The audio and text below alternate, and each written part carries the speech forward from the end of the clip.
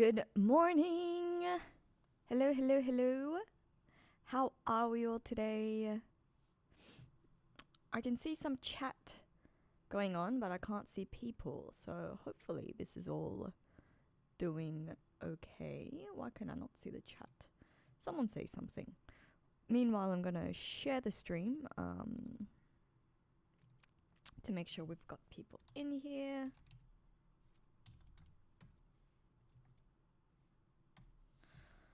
Or are we watching the football?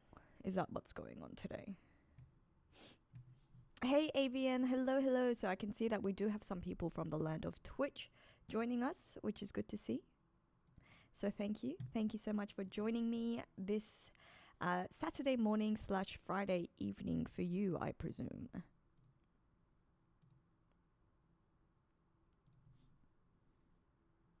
Magic Myers has asked, no Saturday morning reading this week, but that's what it is. It's a Saturday morning reading for me today. How are you, Avian? It's a midnight in EU. Okay, so no World Cup game going on necessarily at the moment, is what I'm hearing. Is that right? But soon, Saudi.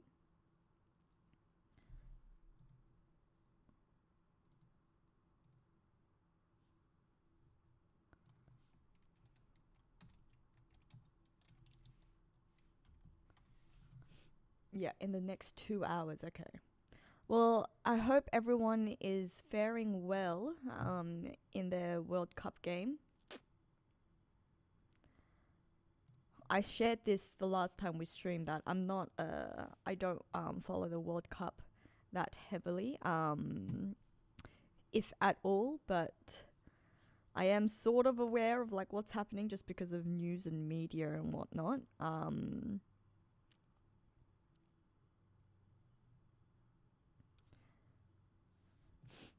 Australia had a game with Paraguay.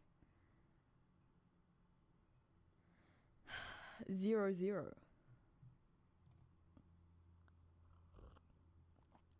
Yeah, I hear that Australians are doing pretty well, and yeah, I did see a lot of people going out to pubs, going out to bars to go watch the football last night.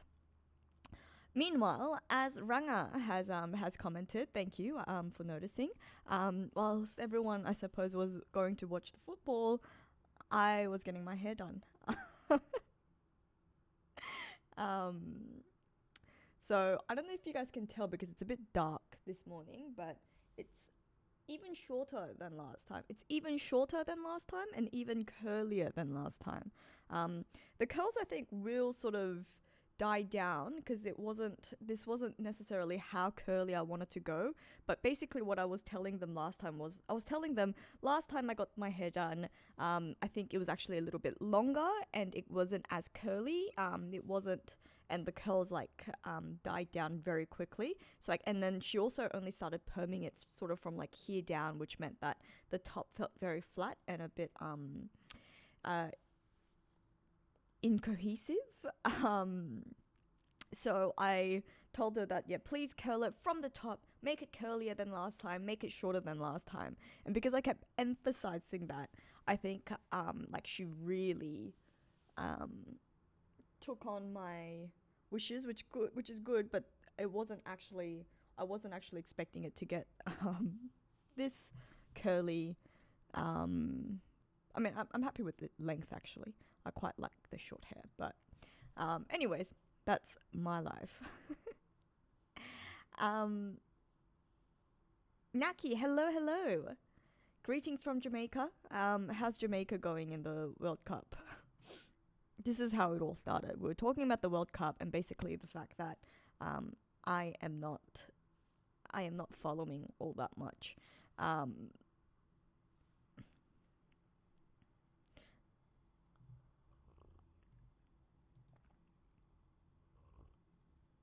Thought the stream was starting in 2 hours.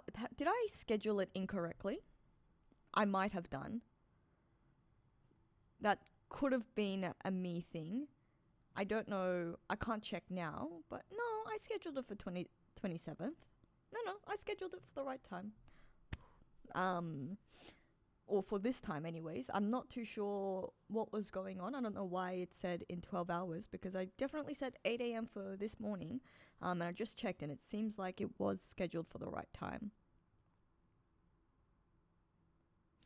Exaroy, happy birthday. Your birthday as of 5 minutes ago. Well, happy birthday. What are you getting up to today? Everyone in the chat wish Exaroy a happy birthday.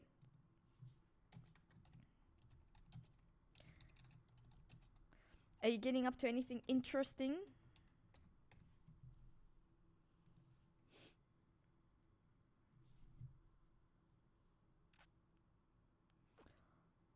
Well, I'm glad that you were able to join us so that we could wish you a happy birthday and so that you can read One Piece with me on your birthday. What a... Isn't that what we're all hoping for? Just to read some One Piece on our birthdays. I know I wouldn't want for more.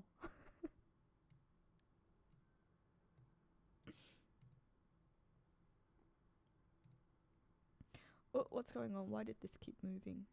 Sorry, I don't know why the video screen keeps moving, but there we go. Oh, you're going to take some family to an amusement park. Oh, it's too hot today, is it? Well, yeah, it's very cold in Sydney, which is why it's so dark this morning. We are really getting into the thick of winter. It's actually been quite a warm winter because we're experiencing an El Nino here in Australia, which I'm very worried about.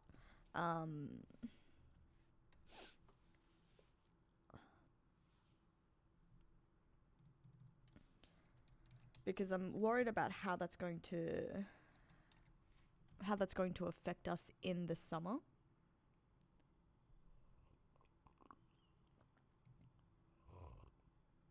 I mean, on one hand, so we've had constant La Niñas in Australia for the past few years, which meant that we've had incredibly wet summers, which has foiled my beach plans. And you guys know how much I like going to the beach in the summer. It's really the only good thing about living in Sydney.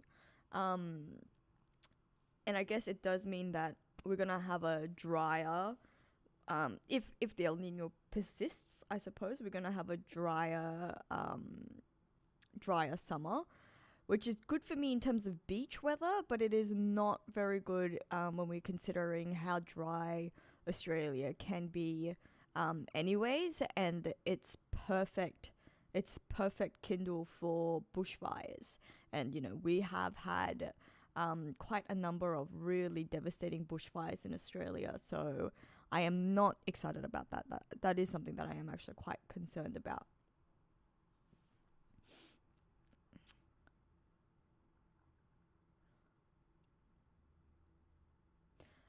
Warmth in Australia. Like, to put it into context, we've had certain days where it's gone up to like 17, 18, perhaps even like the highest range of temperature that you see when you look at the weather forecast. For Sydney, at least anyways, it was like 20 degrees Celsius. What's Celsius to Fahrenheit? It's about 68 degrees Fahrenheit for winter, you know. I feel like that's incredibly warm for a winter, you know. We're sort of sitting at like 15-ish degrees, 13 maybe in the morning, maybe 10 degrees. So what is that? 30 degrees Fahrenheit. And then like during the day though, it can go up to like 16, 17 degrees Fahrenheit. So like, yeah, looking at 60 degrees Fahrenheit. Oh, Naki, you're also experiencing El Nino. Okay, well, I can imagine that it is getting extremely hot for you. So stay cool. Stay hydrated. Make sure to stay hydrated. Yeah, stay indoors. Be sun safe. Hat. Slip, slop, slap was an Australian saying. It's an Australian sort of, I guess, mantra. Slip, slop, slap. Wear things that cover your whole, all of your skin. slop on sunscreen, wear a hat, wear sunshades, keep sun safe. Although I imagine that a lot of people where you're based have a lovely amount of melanin, which is more protective than people here in Australia when it comes to extreme sun, because but even still, keep safe. Yeah, see, Magic Myers, you had a 25-degree day. Like, that's crazy. That's crazy. I mean, depending on where you are based in Queensland, I think we are expecting, like, you do expect to be quite warmer than Sydney. But even, even parts of Queensland does get quite cold. But yeah, 25 degrees, a 25-degree day in Queensland in the winter for you guys. That's like getting close to 80 degrees Fahrenheit. For the winter, I mean, that's pretty good. Not good in terms of like what that means about global warming and what that means about general, environment concerns. But from a purely selfish, self-serving individual perspective of someone who really dislikes the winter, I'm much more of a summer girl, I'm much more of a summer baby. I much prefer the warmth. I much prefer the sun. I really dislike the rain. We're expecting quite a lot of rain over the next week. And again, I am very mindful of the fact that so far it has been a very dry winter. There were a very wet couple of weeks in May towards the beginning as we were during the transition months, which again is also quite normal. But yeah, June's been incredibly dry, which again I'm thankful for, but also not very good when we live in a drought country, a country that gets very susceptible to droughts. Anyways, that's not really what we were discussing. XRO, so I hope you've decided what you're going to be doing today with some air condition. I recently watched the Lion King musical for my nephew's 4th birthday, and it's my first time watching the Lion King musical, and that was delightful. So I don't know how you feel about musicals and theatre, but if there's a good show nearby, maybe you can go watch a show. That was very, very enjoyable. What else is there? What else is there that you can do within the air conditioning? It depends on what you like. I mean, if you're going to take someone to an amusement park, and so you're after something a little bit more active, a little bit more like adventure-y, maybe you could go to one of those trampoline parks. You know, those indoor obstacle courses, and we have a bunch of things like the Archie Brothers, which is more of an arcade, but there's another one. I can't remember what the name is. But anyway, it's like there's like indoor obstacle courses. I'm sure you guys have those. Maybe you can go to one of those. Yeah. Or go watch a movie. You can go watch a movie in the cinemas. I don't know if there's anything good out at the moment. I recently watched Mortal Kombat number 2, and that one was pretty bad. I do not recommend Mortal Kombat number 2. But I am excited for the month of July. I'm excited for the month of July because I feel like there are good movies coming out in July. So I'm really excited for The Odyssey, first of all, Christopher Nolan's The Odyssey. And then I'm also very excited for the latest Spider-Man. So July is a good month. Getting very excited. Anyways, so that's life. That has been life for the last couple of weeks. I'm sorry that we didn't do a break week stream. I ended up going on a work trip last weekend, which meant that I wasn't able to stream because I was away for work. So my apologies there. I have not yet heard that we're coming up to another break week, but someone confirmed for me if that is the case or not. Um, okay, Magic Minds, yes. The fight between Kung Lao and Liu Kang, I think that one was probably the best. I think that one was probably the best scene within the film, and it wasn't like, and I think it was a shame that aspect of the story wasn't focused on more. I understand that this seems to be the premise for a Mortal Kombat number 3. As to whether I'll go watch it, I don't know. You haven't gone to the theater since 2019 to watch Endgame. Wow, okay. I mean, look, the Endgame and that golden age of the Avengers movies was quite a good run in the cinemas. Post that era, I don't know. The Spider-Man movies have been really good, actually. I didn't mind the last Spider-Man. The other Avengers films within, post Endgame, I don't know if I've rated all that highly. But there have been other very good films. There've been very good films in the just in general. Oppenheimer, also by Christopher Nolan, very, very good. The Batman, Robert Pattinson's The Batman, Matt Reeves, that one was also very, very good. It is true, COVID changes things, and then you end up like I also think that I've become much, much more introverted and much more. I definitely enjoy my own company a lot more ever since COVID, especially because I work from home most of the week. I have become quite a recluse, I think. I've become quite a recluse, and I think I've also become quite a bit of a slob. Like, I don't dress up very often anymore. I don't dress nicely because I rarely go into the office. And even when I do go into the office, it's quite acceptable for me to wear jeans and a top. And not actually have to wear corporate wear, which is very, very refreshing and quite liberating, and I do enjoy that. But at the same time, it's like, you know what, I should sometimes put more effort into how I present myself. So I am trying to get into that a little bit.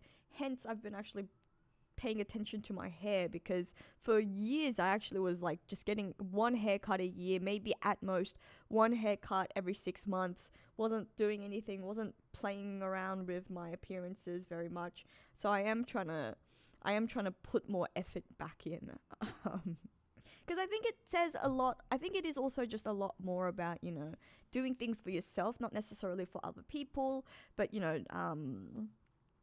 self-care, a form of self-care, is what I'm trying to say.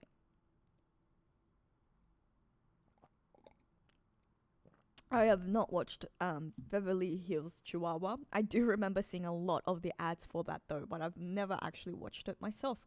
But okay, I'm hearing it's a good film. Okay, I'm gonna have to check it out. Wow, okay, so people are having some real 2015, haven't been to the cinemas, to the theaters since 2015. That's crazy. Look, I've also stopped going to the cinemas. But that's also because back when I was at uni, I used to have a part-time job at the head office for one of the cinema companies, a big cinema company in Australia. So I used to work at their head office, which meant that I got some pretty freaking good deals. I used to get $2 movie tickets. What is that? $2 is like $1.50 US. So like, almost free, practically free movie tickets. So which meant that I used to go to the cinemas all the time. Go to the cinemas all the time because it was just so cheap. It was like going for practically free. So I used to, like, good movies, bad movies, I'd watch them all at the cinemas because why not? Whereas now that I've stopped working there and now that I stopped getting those discounts, I almost bowl over. Like, I keel over when I see the cost of movie tickets lately. It's it's like, as an adult, you're paying $20-$30 for the cinemas. God forbid you want to go watch in VMAX or you want to have like recliner chairs or something. It was So I'm also definitely going to the cinemas less. It's the cost of living, guys. Cost of living crisis in Australia, in Sydney, is real. I'm sure everywhere else in the world as well. Global recession, not good. That's true, yes. And then the cost of popcorn and drinks. I mean, who are we kidding? Who are we kidding? I will take my snacks into the cinemas. Thank you very much. Also, am I hearing then to everyone who has said that they haven't gone to the cinemas in like since 2015, since 2019, since 20 whatever.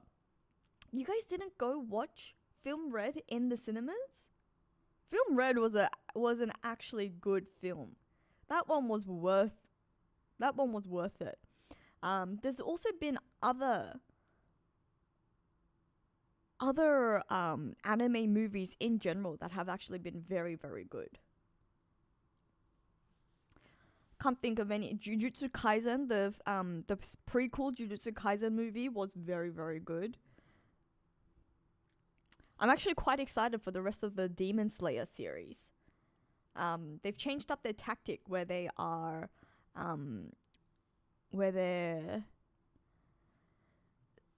completing the final series as a final season, as a series of films, as a series of like very short films. But you know what? The first one, the Infinity Castle, that first I really enjoyed it, and I am going to have to wait like another 2 years before it comes out into the cinemas again, I suppose. But highly enjoyed it.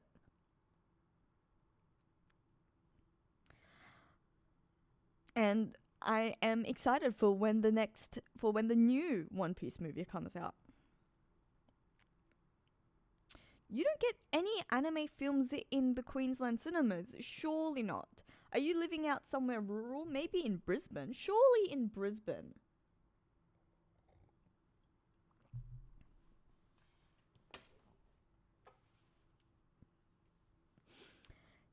It is 8:22 a.m. in Sydney, so close to 8:30. Okay, so yeah, I do understand that a lot of people are saying that based on like where they're based, it's hard to see anime films in the cinemas, in the theater. So you actually have to, which I do understand then why you didn't get to go watch Film Red or anything else everywhere. Fair enough. I do. That's my apologies. Brobed, hello. Yes, you're late to the stream. You can go catch up. You can go catch up later post where I share my story about cutting my hair again, getting it repermed, gone even shorter. You know what? There's something very, very addictive. Like it's once you cut your hair quite a good length, you really quite like having like a shorter amount of hair. Washing your hair is so much easier. I don't know about with the new curls, but in general, so much easier. And I'm actually not a stranger to short hair. It's just that for the entire time that I've been on YouTube, I have had the long hairdo, but that's been 5-6 years. It was time for a change. Well, time for a change. But welcome. I don't know if I've ever told you this, but every time I read your name, Brobed, it reminds me of Abed from Community. Have you guys ever watched Community? It's a sitcom that has since finished. Highly recommend it. Very, very good.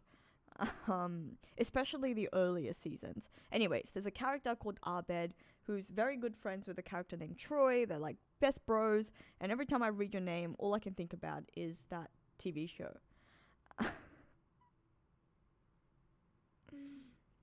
Yeah, so see, people, it's exactly 6 seasons and a movie. Which, I don't know if you know, they said that they were coming out with a movie. They said that they were going to do a movie. I can't remember when. It's been a few years now that they've started filming or they've started reading. And then crickets since then. Nothing. So upsetting. try going bald. Oh, okay. So I actually have been bald before. I've been bald and then I've also been half bald, or at least a third bald in my life. When I was in high school, I did the world's greatest shave. So I did actually shave all my hair off. And then when I was in my first year of uni, going through a bit of a rebellious phase, I suppose, I shaved maybe just this side of my hair. So I had a bit of a dirty mullet, where I shaved this part, just one side of my hair. And I think my hairdresser was a lot more scared than I was. And she was like, "Are you sure?" And I was saying, "Yes, please." But I'll have to find the photos for you. I do have the photos somewhere. I'll share them for you next time.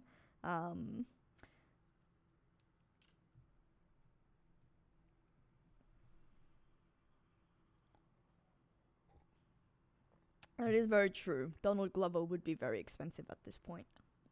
But I feel like surely I don't know. I think they could do it. I think he'd come back for the love of the game.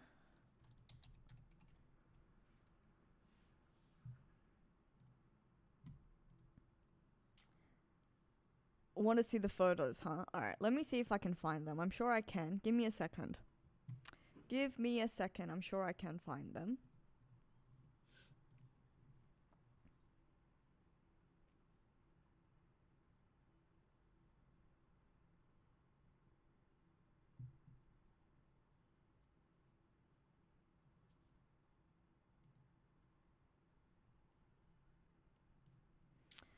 It was yeah, and then you know what's really good about when you have your hair shaved is that it feels so nice. You know, it's so smooth and like velvety. That's what I figured too, is that, hair grows back so fast, so it's not actually a huge problem. Um,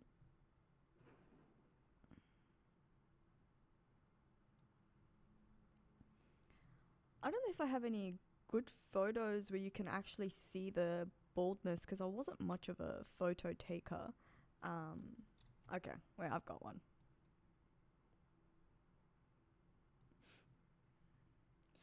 Here we go.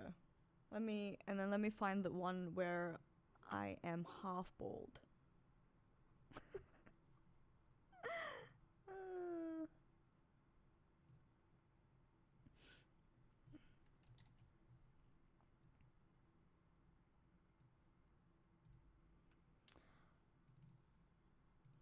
And then after this, we really got to start reading One Piece. So this was me in high school. I think I was about 16 maybe when I went completely bald. Although that must be like a little afterwards when the hair started growing back. You can see the bit of the fuzz. And sometimes I do often think about reshaving my hair again, because it was quite, I didn't actually mind the look. And it was, again, so convenient, felt so nice. But it's when you're growing your hair back, I feel like it's such a pain. It was not a good look growing my hair back. And I don't think I could really pull the pixie stage. And then this was me in uni. And that was me in uni when I shaved just the side of my hair. So yeah, I do like to play. I used to be a lot more experimentative with my hair, a lot, because my hair actually also grows very fast. My hair grows back quite quickly, so I've never been too scared about cutting more of my hair. But yeah, during COVID, I did really, again, just stop playing around with anything in terms of looks. Anyways, yeah, it does. I looked so goofy. I'm sure I have photos of that stage as well. Maybe that's the era that I actually stopped stopped and um yeah, stopped taking photos, which is why I really don't like to take photos still. You sort of can, but you can, like, I did there might be photos of that as well. Like, I certainly did, especially when that side of my hair was growing back. There was certainly a stage where I was changing the parting so that I was going with a middle parting so that I could hide this side of my hair where it was getting all matted and not looking very great. But even still, you can tell because, like, there's a lot less hair on one side and there's a bit of a gap. It's a little better, but yeah, it is doable. It is doable. Okay. Anyways, all right. Shall we start reading? Has everyone read chapter 1186 already?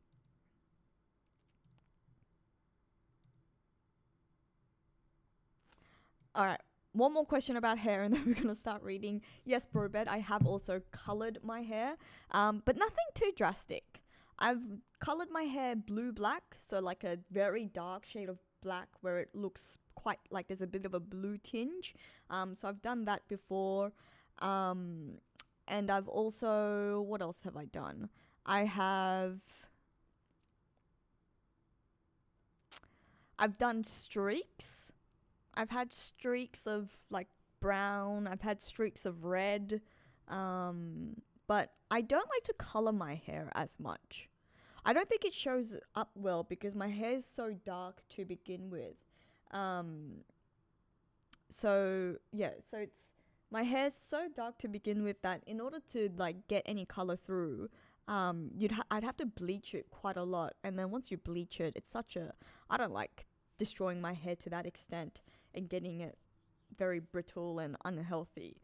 So I tend to the perms don't like it does obviously affect your hair and the health of your hair, but I don't think the results are as drastic as it is with when I like bleach it. So yeah, I haven't colored my hair since probably high school actually.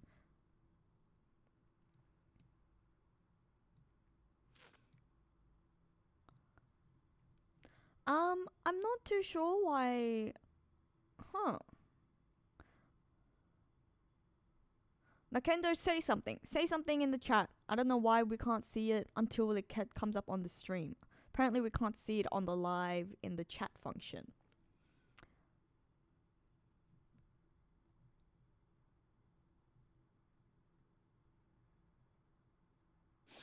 Okay. Well, you guys figure that out. We are going to start reading. So, reading. Are we all ready? Are we all ready?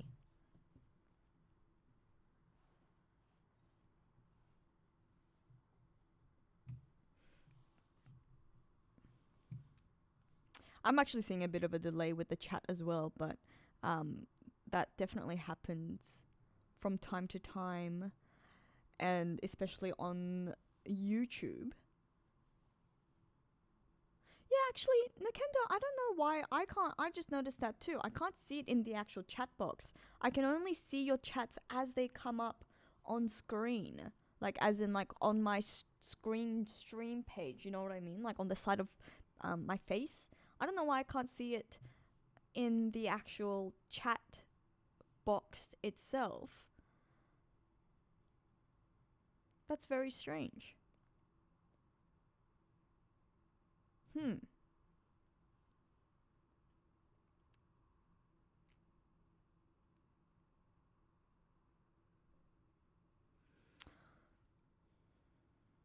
Oh well, hopefully that doesn't, hopefully it doesn't, maybe next time.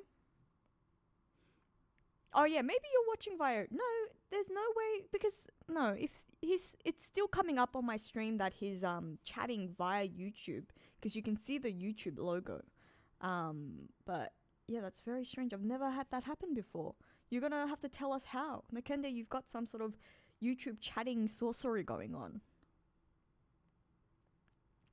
But anyways, at least we can see your chat. At least we're not ignoring you. That would be very sad if we were ignoring you, but glad we can still see what you're saying. If there are any delays, Nikendo, please understand that that is why we're not ignoring you. But with that said, let's start reading.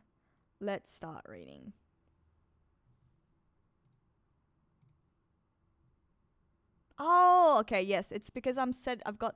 Why does it automatically set it as top chat? If you guys set it as live chat, it shows up. It was a simple fix. Simple fix. Thank you. Thanks, Exoroy. Before we start reading, yes, thank you. Hello, Anime Nakama. Thanks for joining us. To everyone else, yes, please like the stream. And then finally we can begin reading. Are we ready? Are we ready to dive back into... I'm guessing we're still within Brooke's flashback. Alright, okay. Chapter 1186, titled Once More. Oh my goodness, look at this cute Loki. Oh, and his mom. Oh, Ida. That's so sweet. I don't care what you guys say. She is his mother. It's been established. We know that's how Loki felt. Oh.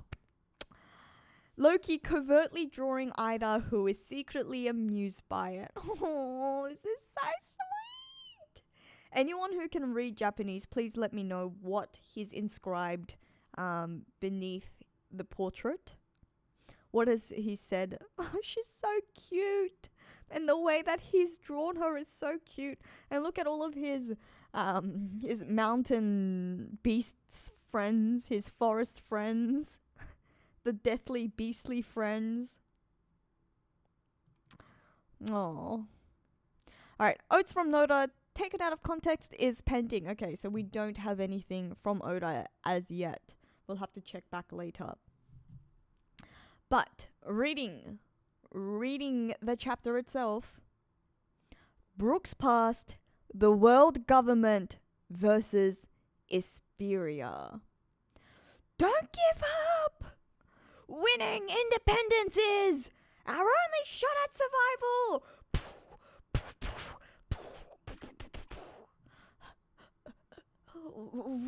What?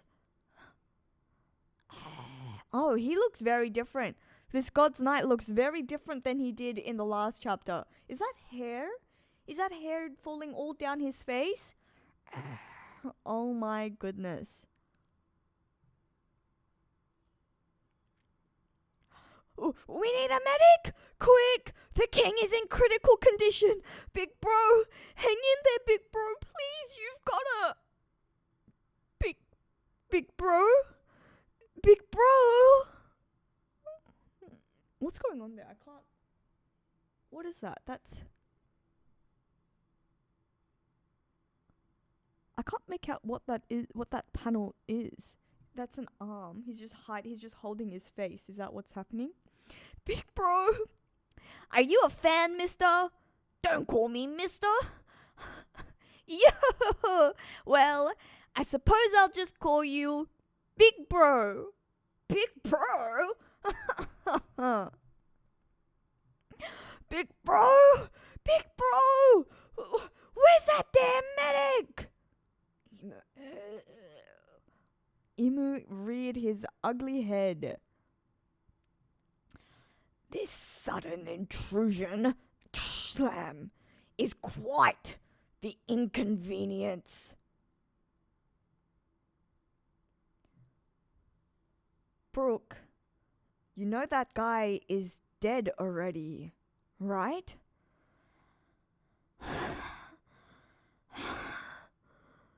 You? Who are you? What have you done to Princess Shuri? You see, I've watched over Shuri since she was a baby. She is totally incapable of this. There's nothing I don't know when it comes to the princess. Then tell me, Brooke, did you know that I'm...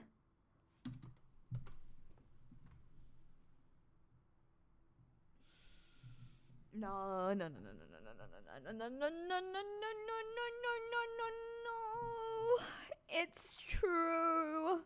It's true. What we feared is true. Oh my goodness. Oh my goodness. King Leuven was not her biological father. Oh my god. Kendall was sexually assaulted. Kendall was raped. Oh my goodness.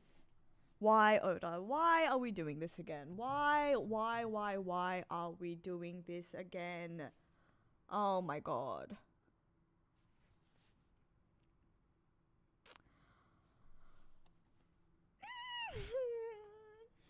Okay. Alright, let me just gather my breath. Okay. Shuri is a celestial dragon. Aww. Leuven. Oh my god, this is so sad. My heart is like, oh, so sad. Okay. Then tell me, Brooke, did you know that I'm a celestial dragon? This guy wasn't my father, wasn't my real father. Oh my god, it's like twisting a knife. This guy wasn't my real father. Did you know that? Don't call him this guy. Huh? What are you even saying? You are the child of King Leuven. That's a fact. Can you prove that? That's irrelevant when it comes... Oh, he knew? He knew? Oh, Brooke knew.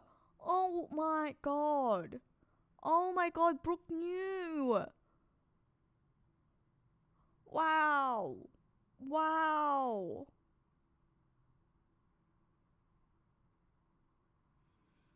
Oh my gosh. That's irrelevant when it comes to the bond between a parent and a child. It isn't. This is life-changing news. I should have been raised as a celestial dragon. These past 16 years were a complete waste. Don't you understand how angry that makes me? And that demand for 1,000 slaves? It isn't true. This guy just didn't want to hand me over. Stop calling him that. This guy was a good-for-nothing king who pointlessly led his people to their doom. This is not true. This is not true. Come on, okay. I'm sure there is an element of truth to this. I'm sure there is an element of truth that Shuri probably really is actually celestial dragon blood, is a man-made blood. But this idea that he lied about them asking for 1,000 slaves...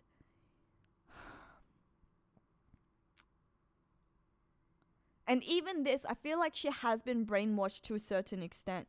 Her anger towards him, I'm sure it is to a certain extent. It is brainwashing. Oh my goodness. Oh.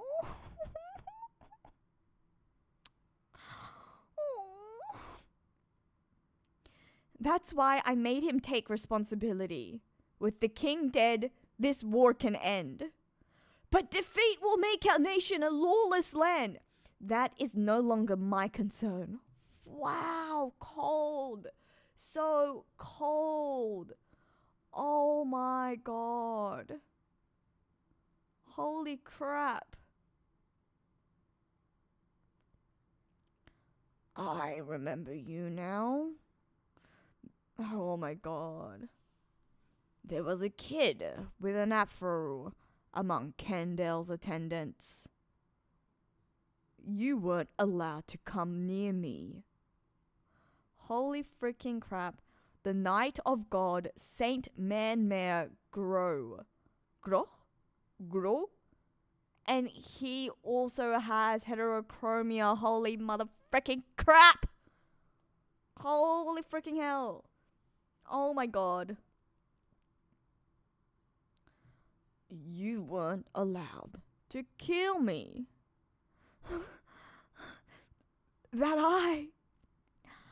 We wouldn't normally come all the way back to a backwater country like this to retrieve a single brat.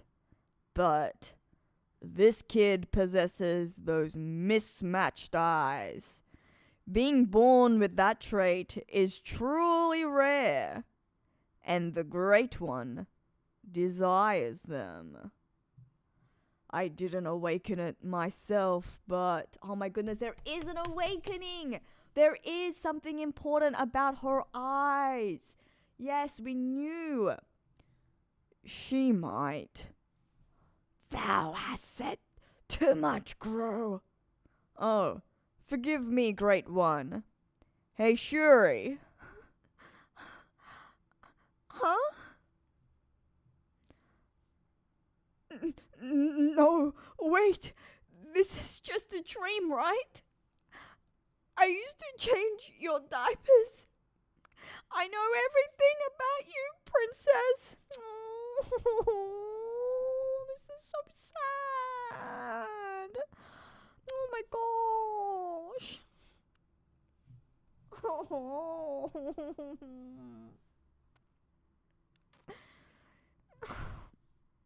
This is too cruel. Oh my goodness. This is too cruel. You're so patronizing. Shedding tears like that is beyond pathetic.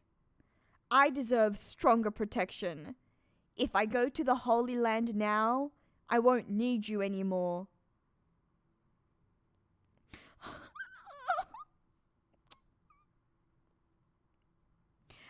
To me, you were always an angel.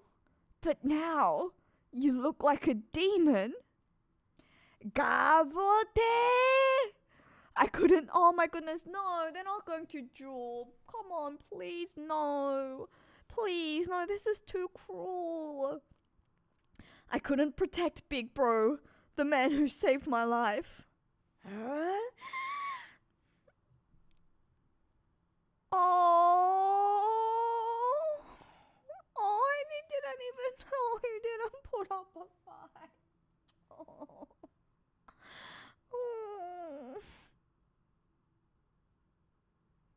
Oh my god. Gavote, bon don avant.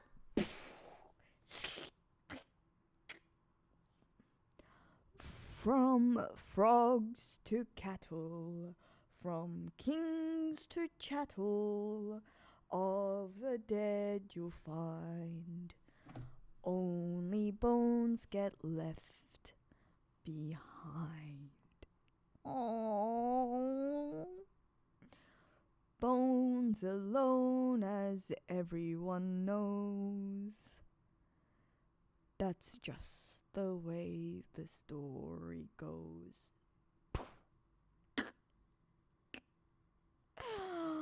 Oh my god, this is so cold, so cruel, so cruel.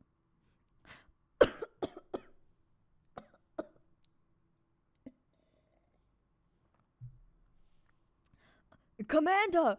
Commander Brooke! He's awake! It's a miracle! Aww. I'm shocked. A sword went through your head and you survived? It's a miracle it missed your major blood vessels and the brainstem. The brain itself. What about the king?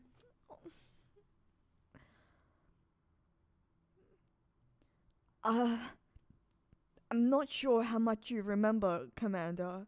We shouldn't give you too much of a shock. No, I want you to tell me.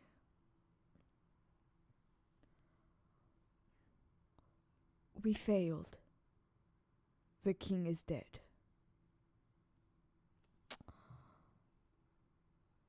An eyewitness saw Princess Shuri boarding a government ship. Most citizens have already fled the country. It doesn't matter where they go now. They'll be refugees. Oh.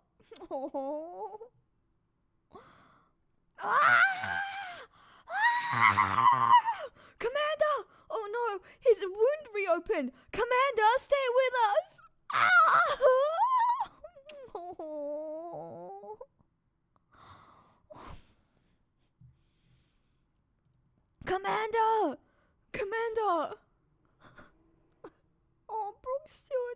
makes Brooke cry. And he doesn't even have tear ducts. Oh. Okay, the fact that it missed his critical brain, his critical blood arteries, the fact that he didn't die, I'm really hoping that means that, I mean, I'm sure that we already know that Shuri's words, that's just the effects of the Domi Reversi. We know that already. That's not actually Shuri. I'm also hoping the fact that when she stabbed him, even though she stabbed him in his head, the fact that it missed all the critical points, I'm really hoping that was Shuri from inside battling with Gunko, battling with the Domi Reversi to not actually fatally kill Brooke. Oh my god, this is so upsetting. So freaking upsetting. Back then, I didn't even know what a devil fruit was. The princess seemed so different after the king's murder. It was chilling. She looked just like a demon. But I always thought I was hallucinating. If that was actually real, though. Hey, you guys! Do you think it's okay if I put my faith in Princess Shuri once more? Oh my god. Oh. Do you think it's okay if I put my faith in Princess Shuri once?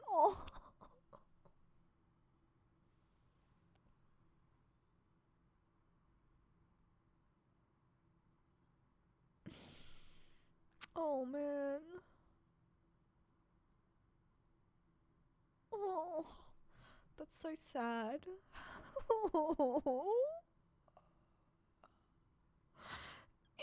If she is a victim, then run, Brooke. Oh, is that just 'cause I'm their daughter? If she is a victim, then I want to save her.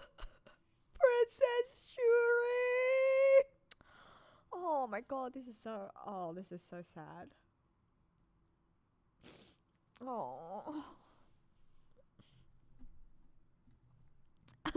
Please, everyone, lend me your strength. Oh. Lend me your strength. Look at him, he's doing the bow and everything. Holy freaking crap. Oh my gosh. Oh my gosh. Oh. No, and the straw hats are coming through. Still the straw hats. Oh my god, I love this crew so much. I love this crew so freaking much. No need to be so formal. Let's hurry and smash that ice. I wonder if lightning will do the trick. A radical beam is our best bet. It seems like explosives don't work. What should I do? Oh. Hey, Brooke, wait. Oh, he's going so fast. It's like...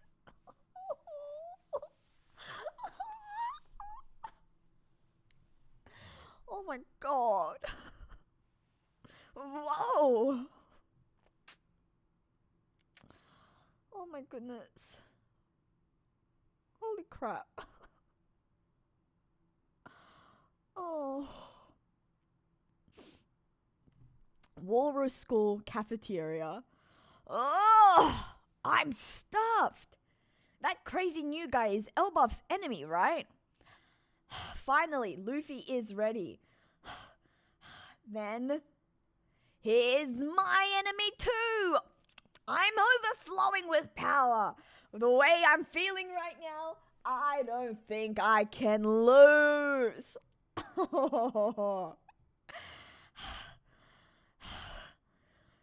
targeting kids. The world government sure plays dirty. Thou art ignorant of the reason, then. Shall I enlighten thee? 800 years ago, the giant race were defeated in a bid to rescue their children. No freaking way. They've played this on Elbaf before, on the Giants before. They've taken their kids. They've played with their kids before. That's so freaking cruel. So cruel. So dirty. So yuck. Oh my god. Scum. Absolute freaking scum. 800 years ago, during the Void Century. That's during the Void Century, you guys. I don't know what's happened to my voice. Suddenly my voice...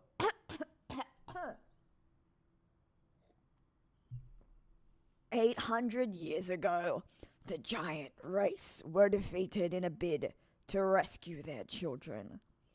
800 years ago? What are you saying? A few centuries is not nearly enough to change the nature of a race.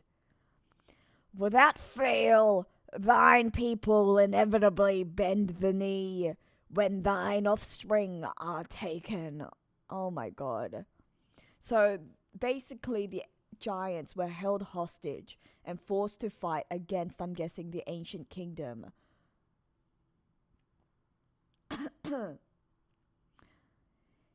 Ignorance of the significance of what is occurring is irrelevant. History always repeats itself. It's already too late. Thou art all slaves of Mu. You prick! What are you trying to say? Hey, dumbass! Luffy has joined the fight. Luffy has joined the freaking fight. Yes. Hey, dumbass! Get off of Elbow! Yes. One strike. Chapter 1186 end. Dun dun dun dun. Oh my freaking god. Yes.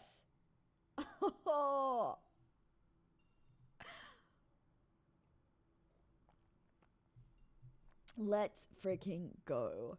Oh my goodness. Yes. Yes, yes, yes, yes, yes.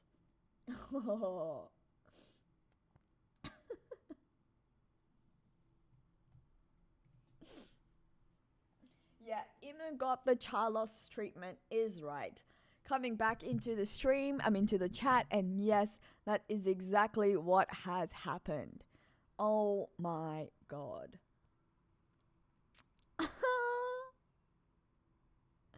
This chapter just, oh my god. Wow. So many questions, but thank god Luffy has finally joined back the chat. The Straw Hats are going to save Shuri. They are trying to pick the ice. And now it's Luffy and Loki versus Imu. Let's freaking go. So satisfying. So freaking satisfying. Pfft. Especially after hearing that what they did to the children. What they did to the children. Yeah, what does that mean though? What does that mean? How did this all happen? Do you think that he's talking about the Elbathians in general? In specific, or do you think he's talking about giants? You know, because we do know that there are other giant races. Do you think the Elbathians also bent the knee? Do you think they also kneeled down and lent their powers, allowed themselves to be exploited by the world government, by the 20 kingdoms or the 19 kingdoms to fight against Joy Boy during the Void Century War? Do you think it was the Elbathians, or do we think it was the just the other giants?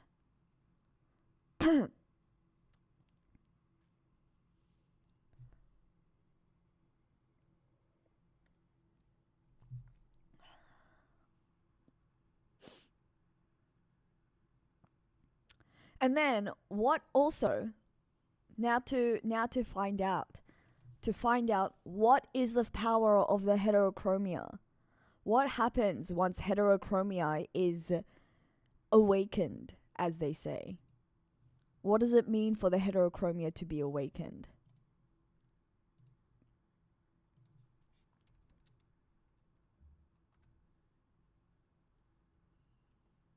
Ooh, okay. Gambel, I do like that idea a lot as well. So there was only the Elbathian giant race, and then the other giant tribes came from those those stolen children. I do like that idea a lot. I guess my only comment is that we do know that the ancient giant have also existed. That being said, the ancient giant race is also, or the Elbathians, or a lot of Elbathians, are descendants of the ancient giant race, but not all of them. Not all of them, because we've seen that people like King Harold, for example, is distinguished as the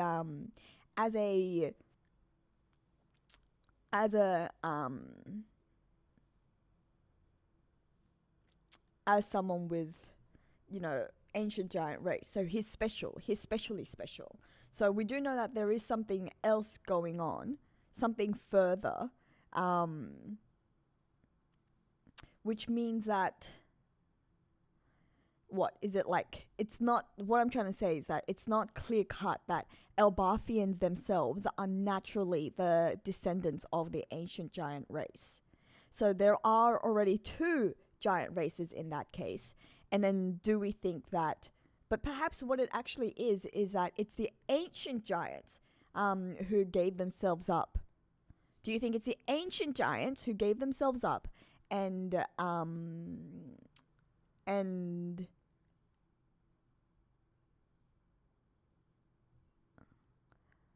that's who Imu is talking about now? You know what I mean? So it could be the ancient giants, and that's why the ancient giants are pretty much extinct now. We know that there aren't any sort of like true-blooded ancient giants anymore. That could be because they all became enslaved, and then died out. Because Oz is sort of like the last remaining one, right? And how old was Oz? Let me see. It was One Piece.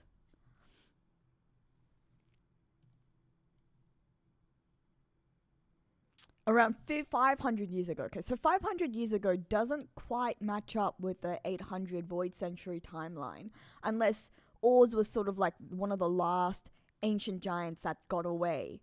And, he was known as the devil. He was known as having like wreaked havoc on the world.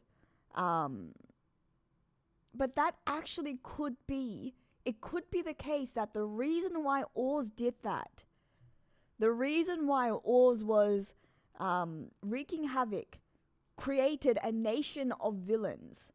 He died in the land of ice.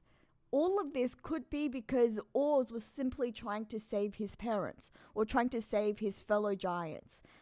Maybe Oz could have actually escaped from the clutches of the world government and could have actually revolted against the world government. So if Oz was a child during the Void Century,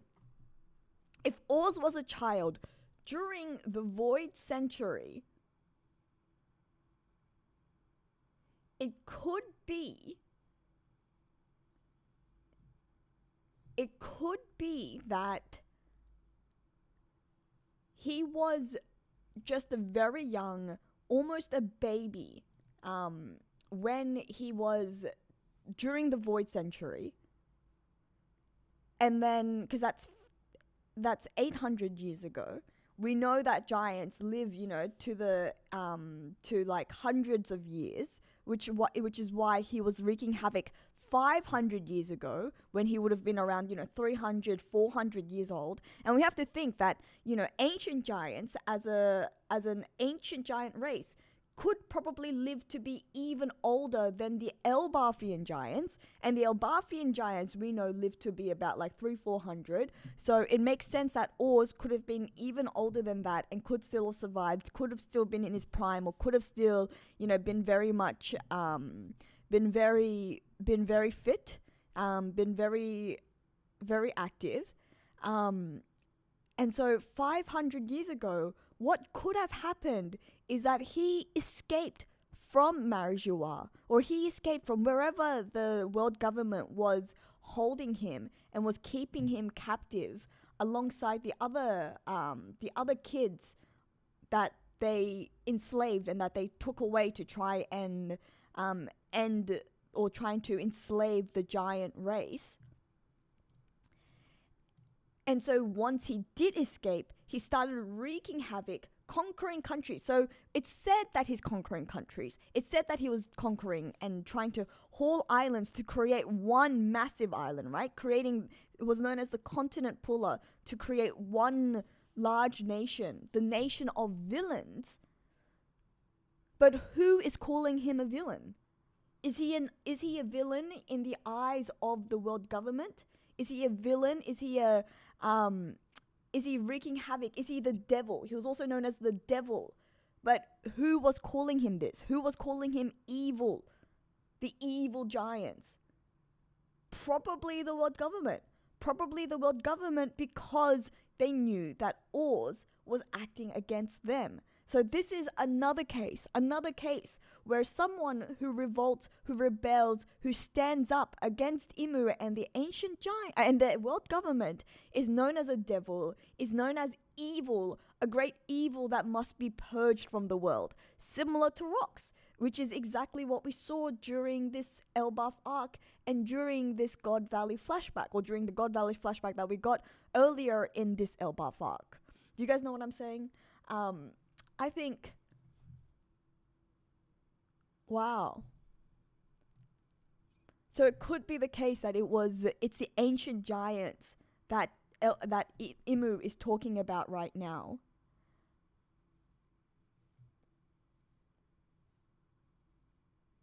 Exactly, the world government always calls their enemies devils. Evil devils. It's like Robin, for example. Robin as being one of the Oharan scholars, as the child of Ohara. Ohara being a country, being a nation, being a group of scholars that dared to find out the truth of the Void Century, that dared to stand against the world government's prohibition against researching the poneglyphs, was known as the Demon Child. Oz was not evil. He was simply trying to revolt against the world government.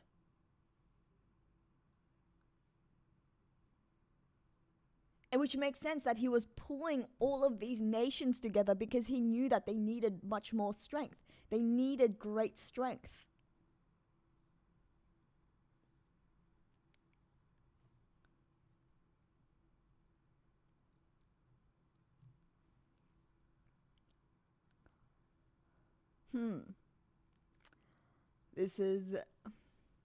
I'm liking this a lot. I am liking this a lot. Sorry, I missed a lot of chats. I missed a lot of the chat as I was sort of going off on my Oz tangent. Your devils. The world government is literally run by devils. Exactly. Someone with a devil's fruit. Literally someone with a devil's fruit. Yeah, who knows? It's him deflecting. Imu is trying to deflect because he's upset about the fact that, they think that they're gods, they want to be gods, but they're indeed devils, and so they're deflecting by calling everyone else devils. It's ironic that although the world government calls all their enemies devils, while Imu says, God, devil, what's the difference? I think there is I think in general, cognitive dissonance amongst people is quite real, is very, very real. In Imu's case, I think greater than most. Tyrannosaur, hello. I'm not too sure. I didn't see you earlier in the stream, but glad to see that you're here. Why does your phone think heterochromia isn't a word? Yeah, I'm not entirely too sure what's happened there for you. I guess it's not a very common word. But as I was talking about the Oz aspect of it, I really, yeah, exactly. Exactly. Oz was a freedom fighter rebranded as a terrorist. Love that idea, and I seriously think that that is what's happening. So, Chin, hello. Good to see that we do have a mod in the chat. I'm not too sure whether you were able to make it for the reading, but glad to see you here. What about the Galilee giants? That's true. That is another aspect to all of this.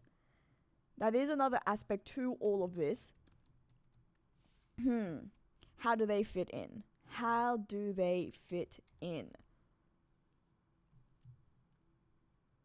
We know that Galilee, they were Elbathian giants, right? But do we know how long ago they were frozen? Although, actually, no, we did know that some of them also included ancient giants. So maybe...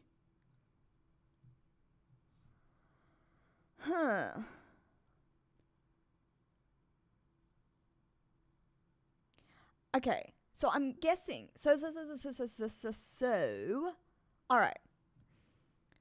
Maybe it is the case that it was a case of both Elbathian and ancient giant killed children were taken by the world government. They were taken and enslaved, used as hostage by the world government, both ancient and Elbathian giants. The Galilee giants, they were the group of warrior giants, 100 warrior giants that perhaps decided to go to voyage to try and save their children. Maybe it was the group sent by the Elbathian and ancient giant kingdoms to go and save the children. So it was 100. They put together 100 of their best men, of their best women, of the best men and women, of the best shipwrights and warriors. We know that they're shipwrights, but we also know that, they also, wielded these large war hammers. So they were warriors too. And maybe they decided, we'll send shipwrights because they need to voyage by sea. And so the shipwrights were the only giants who sort of had knowledge of seafaring back then. It could have been that this was amidst the flooding as the world was starting to flood, especially if Zaza was involved. If Zaza was involved and was raining all over the world, they knew that they needed a group of giants who were not only warriors, fierce warriors, but people who understood navigating the seas, navigating the rough currents, which is why a group of 100 shipwrights / warriors were sent to go and save their children. But when they failed, when even the Galilee failed, were captured and imprisoned, that's when the ancient and Elbathian giants, that's when they lost hope and thought, okay, the only chance for us, the only option that we have is to kneel, is to bend the knee, and the giant race were thus defeated by the world government. That's what happened 800 years ago. Fast forward 300 years later, when Oz is now an adult giant, a child who was one of the hostages, who was one of the enslaved, one of the kids who were taken by the world government, by Imu and the world government. Oz grows up and decides, I'm having none of this, you guys. You guys killed my parents. You guys defeated the pride and joy of my homeland. You put the giant name to shame. And so Oz decides to revolt, starts to gain strength, becomes the continent puller to try and create a nation that will be strong enough to withstand the world government. And that's how Oz becomes branded as the devil. That's how he becomes branded as the leader of the evil giants, a clan of evil giants.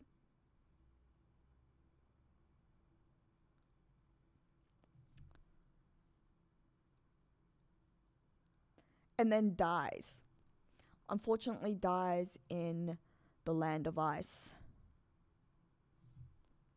The land of ice. I mean, where is this land of ice? Is it different? Is it different from the Punk Hazard land of ice?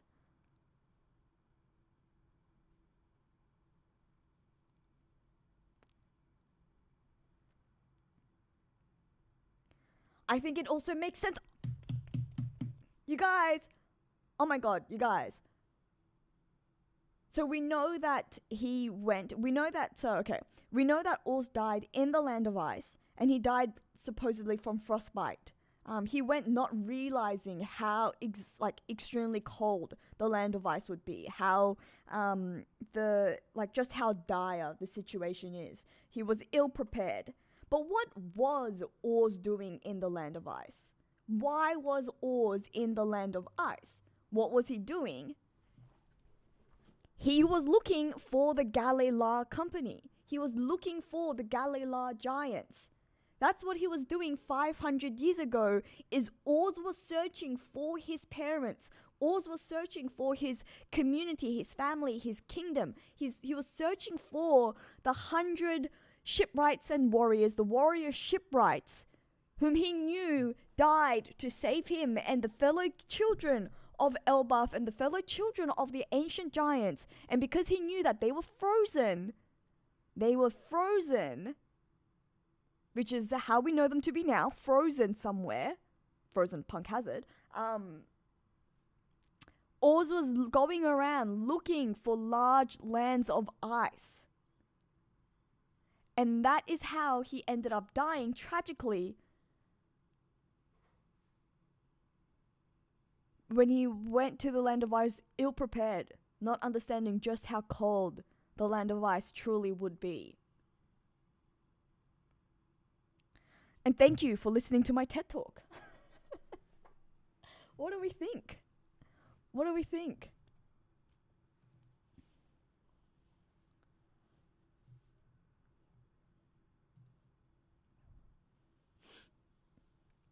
Thank you, Gambel. I do think that we are onto something here.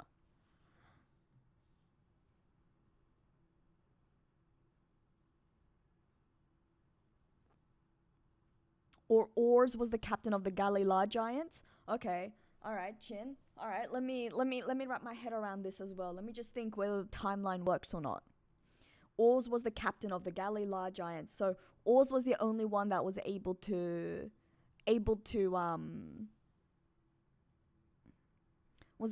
escape. Was the only one that wasn't captured, and the only one that survived, whilst the rest of the Galila giants didn't.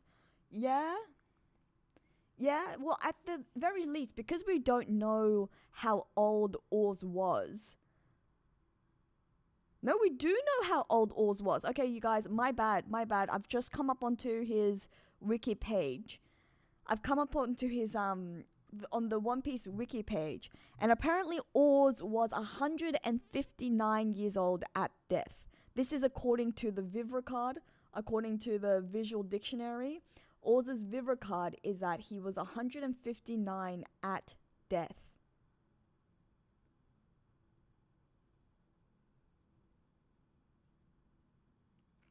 So he couldn't have been a child during the Void Century. I don't think this disproves my theory. Okay, so there's multiple options here. Multiple things that we can say here.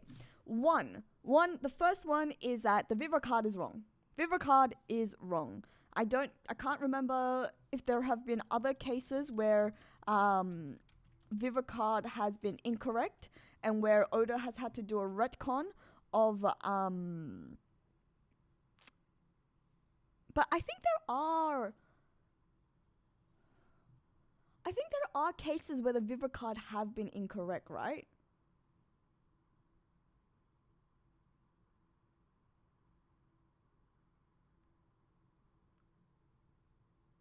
like sometimes we get sometimes we get information where they try not to spoil anything. So like cards won't tell us the full information until they're corrected. Like I'm reading, this is the AI overview apparently of Vivicards when I search it up on Google. But if I actually go into the Vivicard, it is seeming that there are cases where things have been corrected. Okay, yes, alright. Vivicards have printed a number of erroneous facts stemming from both research oversights on pre-existing canon and assumptions contradicted by later canon. Most of these errors have been publicly noted and corrected on the official Vivicard website, with some incorporated into later printings. So big example is that Sanji's Vivicard first stated that the German kingdom was located in the South Blue when they're in fact in the North Blue. Shanks' Vivicard stated that he was part of the Four Emperors when he met Luffy, but then obviously we found out that Shanks joined the Emperors, the stage of becoming an emperor, only 6 years ago. Name spellings. All right, there is a list. Okay. This is all coming together. I'm getting very excited. So first of all, Orz's age. The fact that he was supposedly only 159 years old at death, which was only stated in a Vivicard and not actually, wasn't like an SBS that Oda has said, wasn't anything else. That one could be incorrect. That fact could be incorrect, and so he could have been a lot older, which is probably more, yeah, so he could have been older. However, moving against that, moving forward, assuming that the Vivicard is correct, and he really was only 159 years old at death, then that could mean that Orz was not necessarily a child that was taken during the Void Century that Imu is talking about now in chapter 1186. Rather, Orz could be the descendant of a child, or Orz could be the descendant of one of the ancient giants who were enslaved during the Void Century.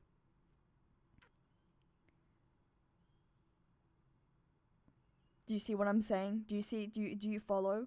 And so he could be the child of someone who was enslaved during the Void Century, and so he grew up listening to the story of what happened to the giants, of why they are now enslaved, of why they are they are sort of captured here and doing the world government's bidding. And he could have grown up, very resentful of this fact. And then has, when he broke out, this is when he decided to conquer lands and create the nation of villains, or the so-called nation of villains, being dubbed a devil. So that could also be the case.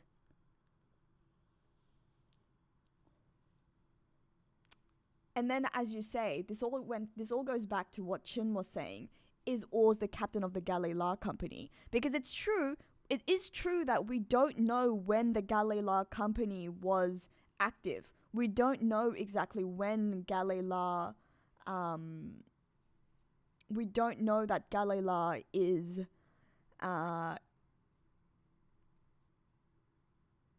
that's an episode that happened during the Void Century.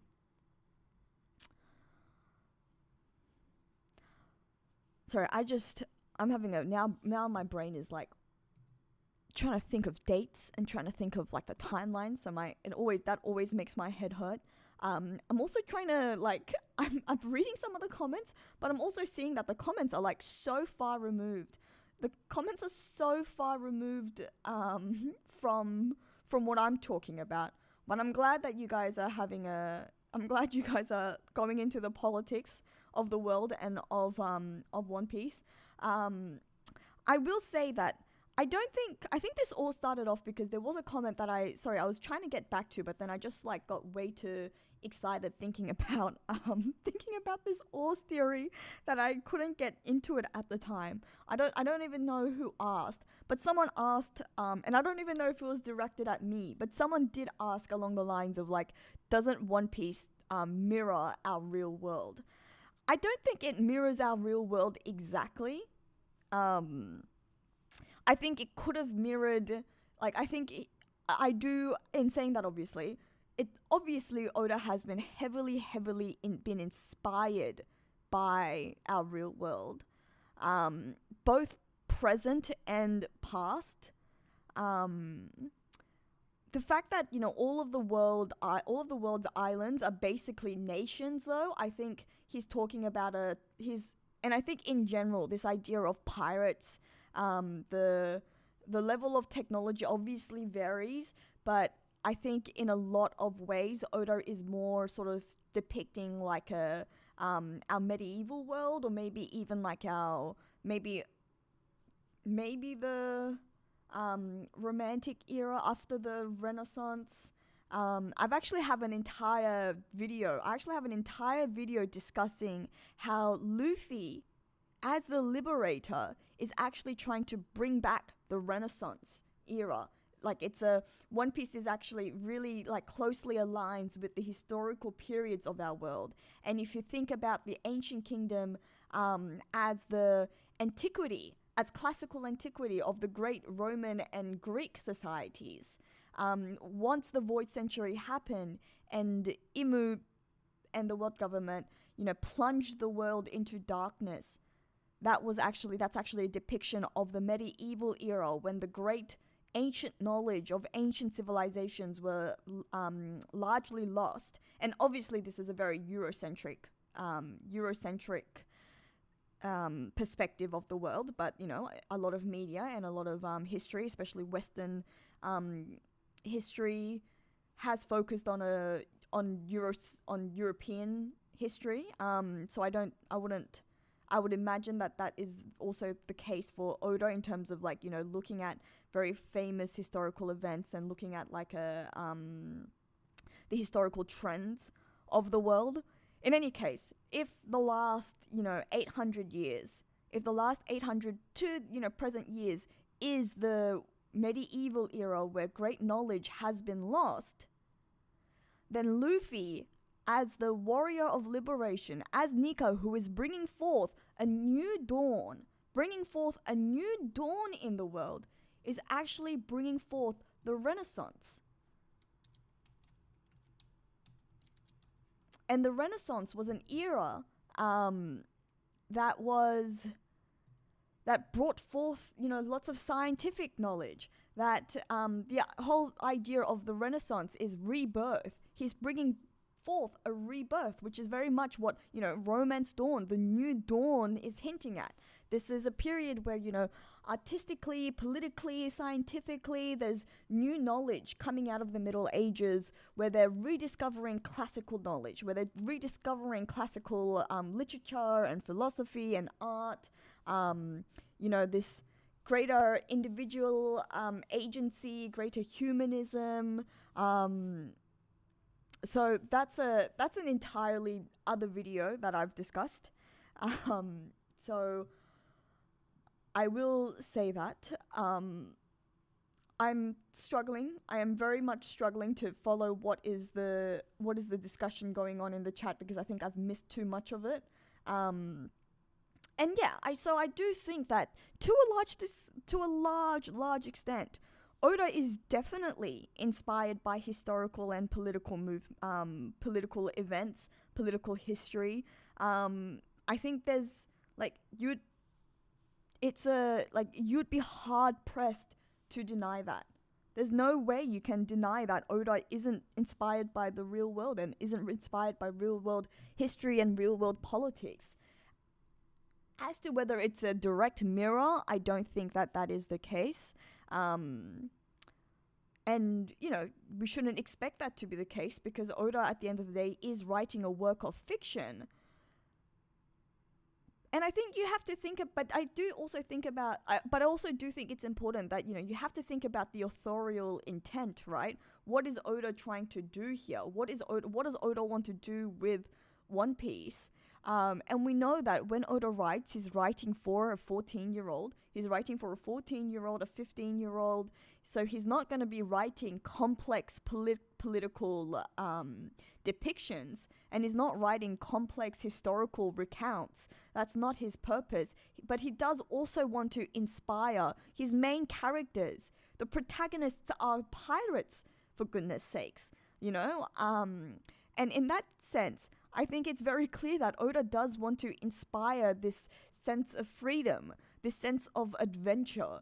And he wants us to think about, corrupt world authorities and how to stand up against corrupt world authorities.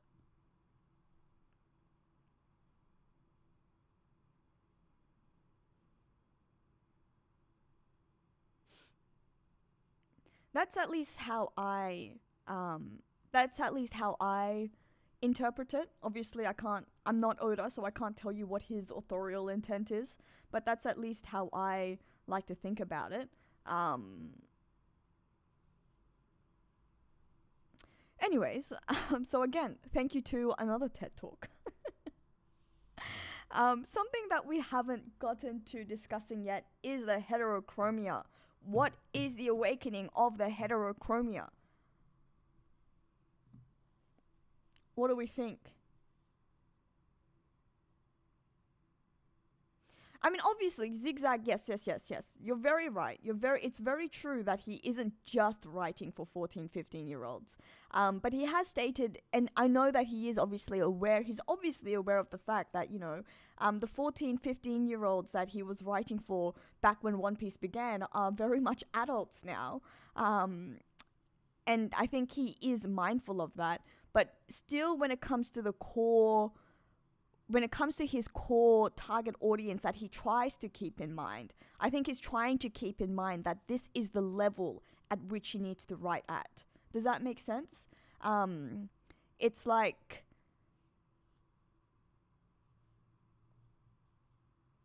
he's not gonna delve into themes that are too heavy, or even if they are quite heavy, which he has done. He definitely has done. He's a lot more subtle with it.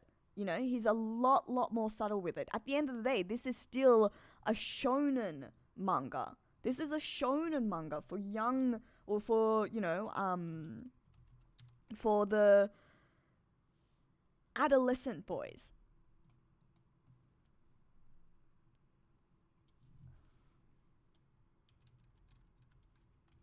And I guess that's what I'm trying to say, is that, this isn't even like seinen manga in a lot of ways. In a lot of cases, I think he does delve into seinen themes, which are the older, like young adults category, and maybe even older. What's happened to Candel hasn't been confirmed yet, but it's seeming like it's very, very similar to what happened to Ginny. And in both cases, that's pretty freaking dark. But he's only sort of alluding to it, and he's quite he's not very overt or explicit about it.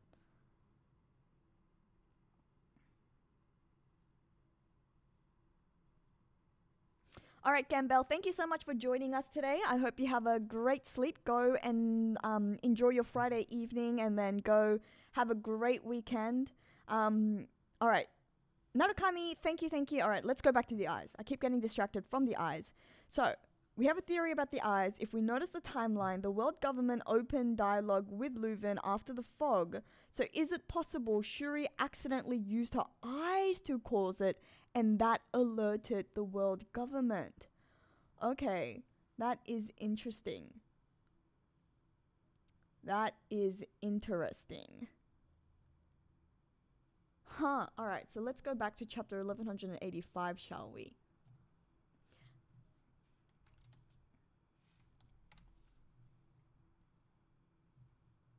So it was after the fog cleared. Are we saying that Shuri cleared the fog cleared the fog / caused the fog.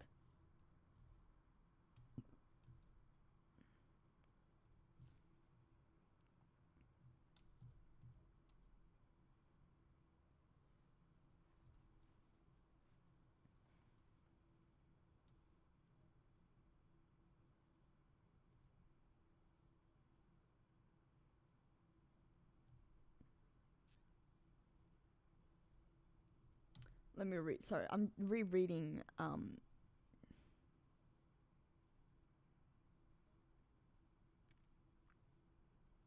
Yeah, so when Shuri turned 15, Shuri awakened her eyes, her heterochromia, whatever the gift, the eyes, when she turned 15, which is what caused the fog.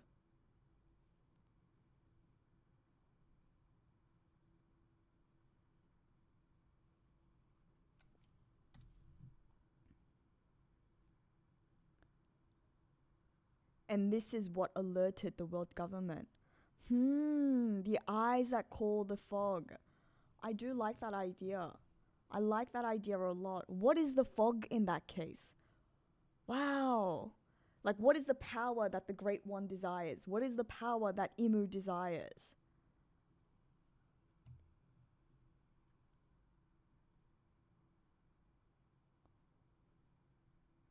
Yeah, and that's why that's because Gro said, that is true. Gro did imply that she hasn't awakened it. Maybe she hasn't completed awakening it yet though, because he has said like maybe she will, right? And it is true that they somehow only became recently aware. They only recently became aware that she had the eyes. Or is it the case, unless it's the case that when Kendall died, did Gro revisit? Did Gro come back to Esperia just as sort of like a to pay his respects for his for someone he, someone he obviously quite desired at one stage. We don't know the nature of their relationship. I really don't think it's a case where Kendall like betrayed or like just decided to sleep with Manmare. But at the time, it is true that at the time she wasn't actually the queen yet. Because we do know that they only married after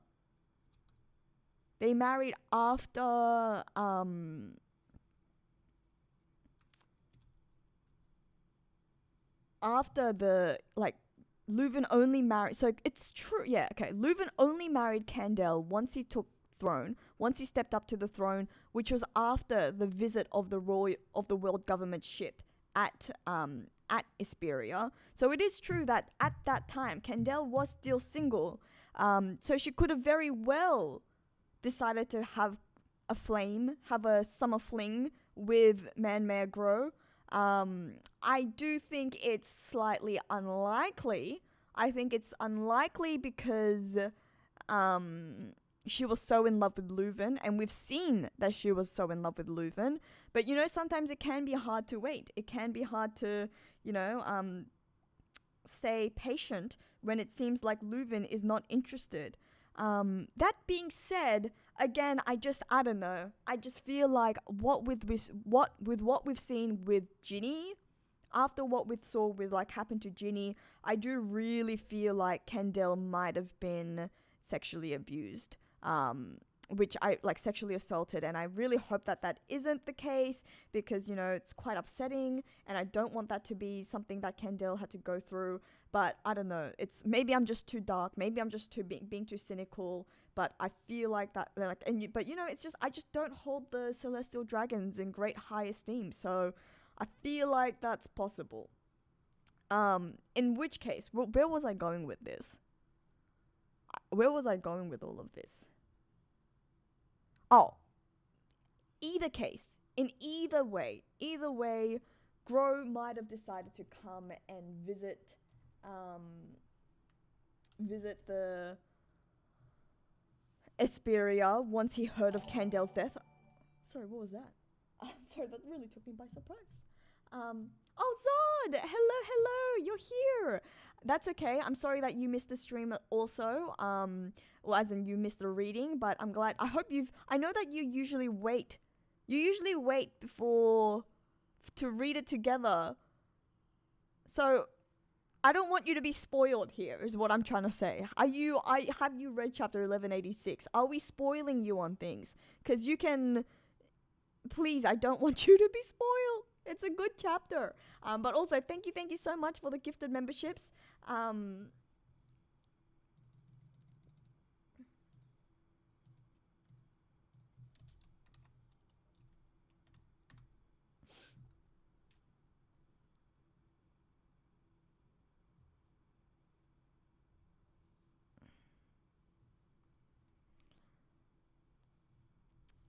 And welcome to everyone who has been gifted a membership by Zod. I hope you enjoy your time as an executive officer. If we are to continue with what we were saying, so it could be the case that Man Grow decided to. Sorry, actually, maybe I should stop continuing before until maybe I should stop continuing until Zod answers me on whether you are caught up on chapter 1186 or not, because I don't want to spoil you.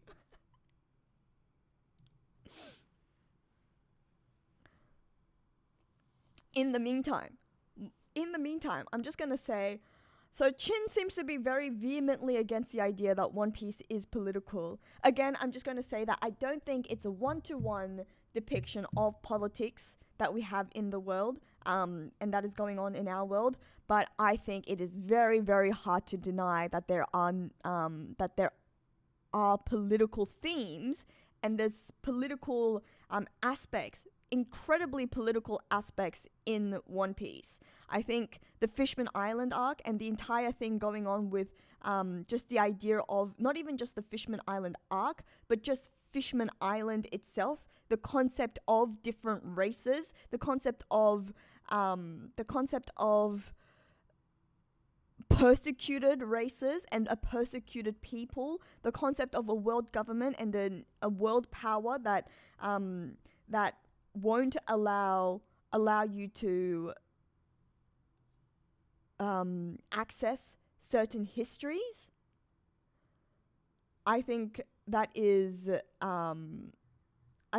very hard to deny, because those are all classic examples, or have been classic.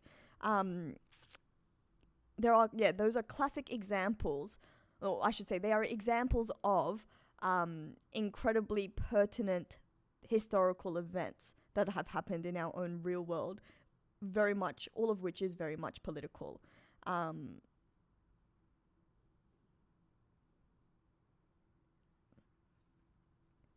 And Exoroy, I do agree to an extent that all art is political, because I also think that everything in life there is a level of politics involved, but that also happens to be because I majored in political economy, where I was taught, and I do fundamentally believe that everything in the end is influenced by politics. Politics sort of underlies everything that happens, or not, if it doesn't necessarily underlie, is involved in everything that happens in the world, because no matter how unrelated you think it is, there is a political element. But I have not yet heard from Zod. Zod, where are you, my friend?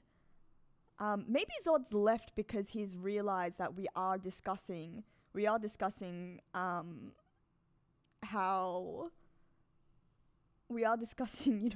that have happened, transpired within chapter 1186, and I do know Zod usually waits to read the chapter with us, so maybe he's realized that he's going to get spoiled if we continue, if he continues in the stream, so he's left for now.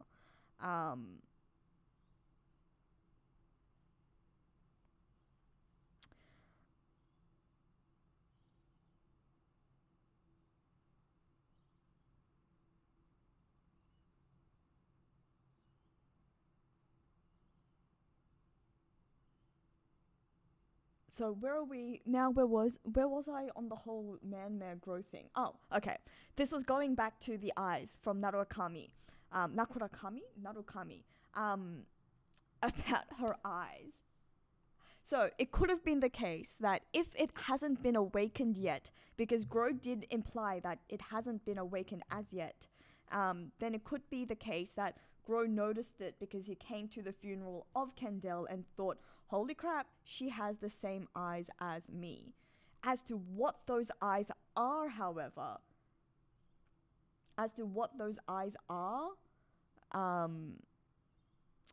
yeah, I do think that there is a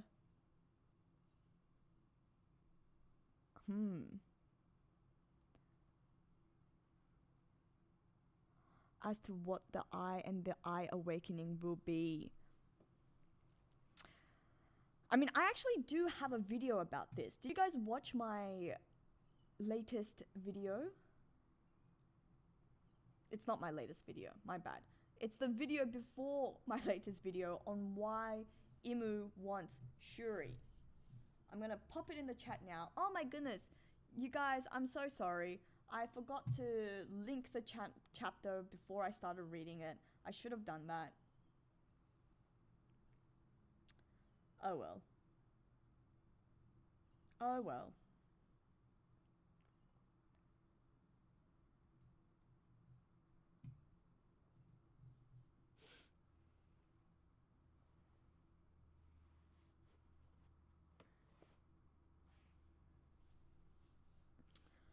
But I do recommend that you guys go and watch this video afterwards. But it's clearly unsolved. It hasn't finished yet. The discussion must go on because what is the secret behind the eyes? What will happen when she awakens her eyes? What power is it that Imu desires and Imu needs? And also, a greater question is has Shuri awakened it yet? Has Shuri awakened the eyes already? Because we're obviously looking at a flashback, a conversation that happened, many, many decades ago. 70 years ago, 60 years ago.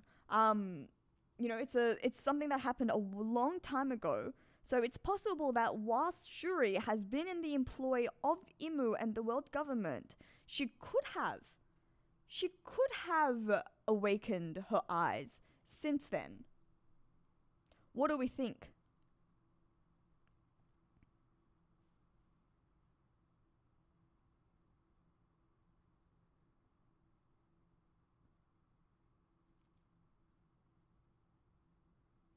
How would the world government know that Kendall is dead? Well, I mean, Kendall she's a queen. By this point, she was a queen. And although that Esperia was a small island, I imagine that things like the death of a queen are things that will go back to the world government because Esperia was a world government affiliated nation.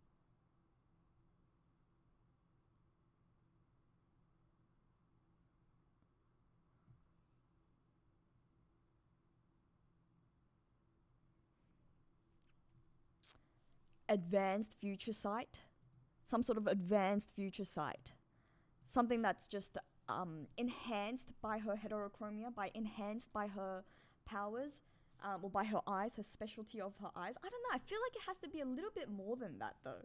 I feel like the fact that she already has it is surely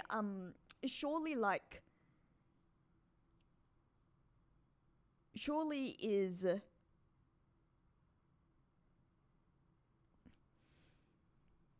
maybe like a byproduct. The fact that she seems to have future sight is like related to her eyes, but I feel like there might be a little bit more to it than just future sight, because like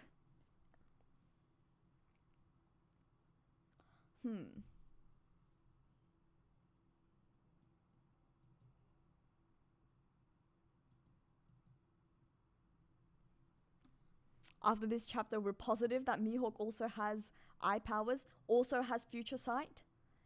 It could be.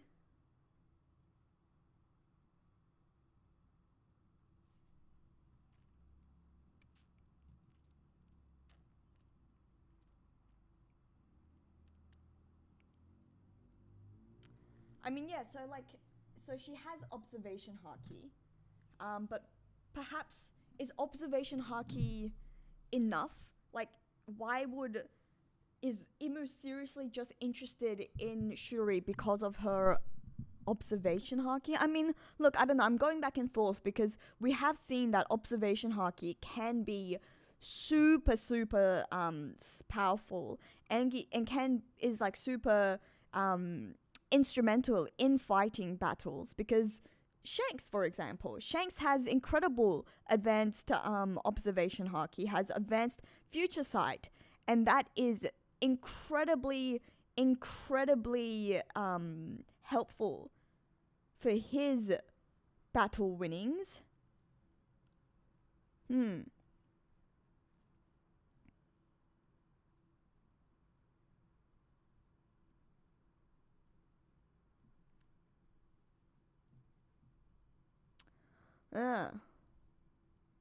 Alright, it's gonna make me think. Unfortunately, I can't stay on to continue the discussion on Shuri's eyes, but something that oh my goodness, okay. Oh no, okay, before we end the stream, because I do have to go, unfortunately, I'm gonna go every Saturday I spend time with my mum and my nephew. So I'm a bit of a chauffeur on Saturdays. But not in a negative way, in a very positive, like I'm glad to be spending time with my family way. But it does mean that I am a chauffeur on Saturdays, so I can't stay too long. But I've been saving watching the One Piece trailer so that I can watch it with you guys. So will you? All right, let's watch this together because I haven't. Oh, I should have brought another set of headphones because I'm not actually supposed to be wearing a hat right now. Maybe if I wear it like this. All right, I am going to wear my headphones like this. Hopefully it stays on. No, it's not gonna. Okay, maybe I have to hold it on. I might have to hold it up. All right, give me a second, guys.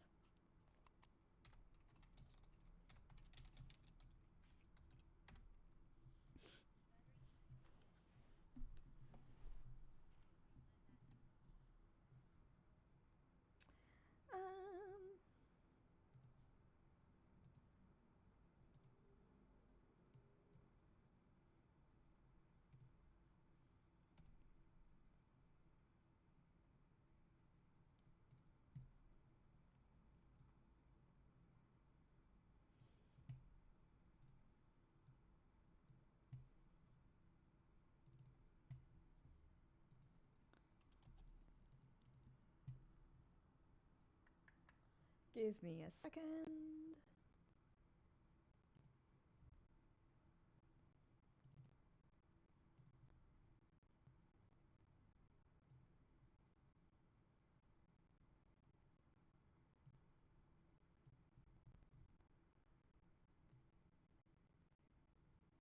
Let me make it smaller so you guys see where I'm at.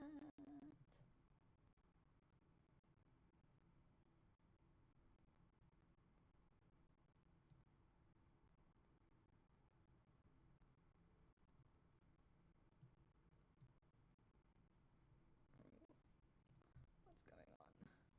Why can't I? Okay, make you smaller.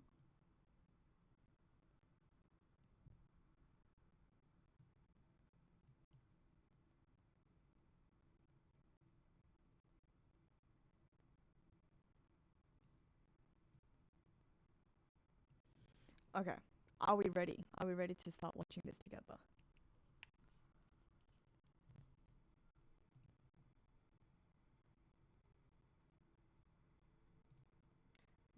Let me just make sure that I've got my... Oh.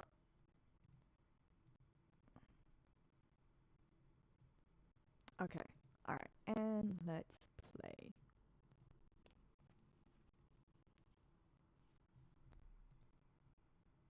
Oh, sorry, I gotta start again because it was on mute. Oh, it's in English.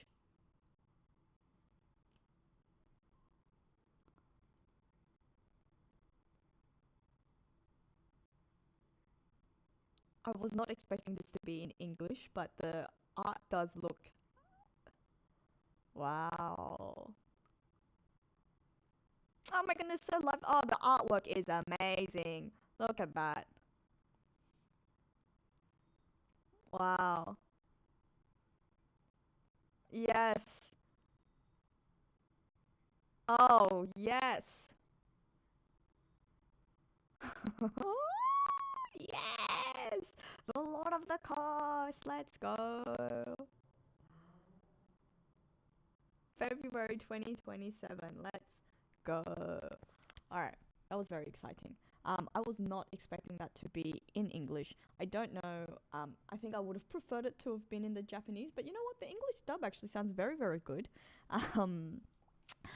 I seriously hope that they continue past the 200 or whatever so episodes that they've said that they want to do, because I think the problem with the animation comes a lot later when it gets much slower. But I am so excited for this anime. It really does capture that like feeling, and you really do see that fast pace. You see that the updated animation. I've always said that, look, I am quite happy to watch the older animation style. There's a very nostalgic feeling that comes with that older animation style. But this one, like, just that cleanliness, the level of graphics, the music, the sound design, oh wow. It's just going to be such a treat to, like, re-experience it again from the beginning. Look, we say we have to wait until next year, but it's not going to be it's going to go by quick. It's going to go by so quick. We have no idea. All right, last question, and then I'm sorry, but I am going to have to leave you all. I'm going to have to love you and leave you. One Piece is real. Last question. Do I think Blackbeard will retrieve Rock's sword? This is not even something that I was thinking about, to be honest. I have not thought about this at all. Well, yeah, I guess.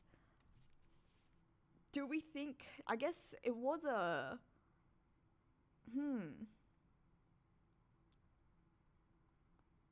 Do you think that's what they're planning on doing at Marijois? Do you think that's what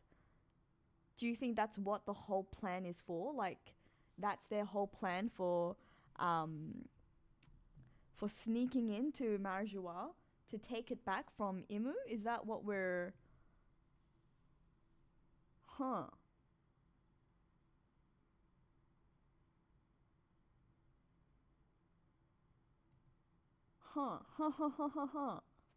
This is obviously... I think this obviously goes back... Okay, sorry. For everyone who isn't aware, I think there is a theory that Eclipse, which is Zebek's sword, is actually at Marijois in Imu's possession, which I don't think has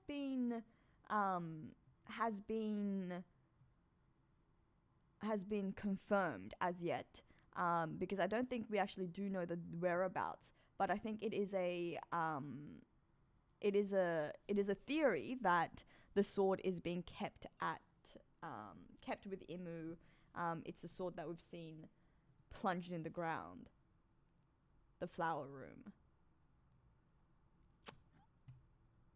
Well, I mean, Rox is obvious. I mean,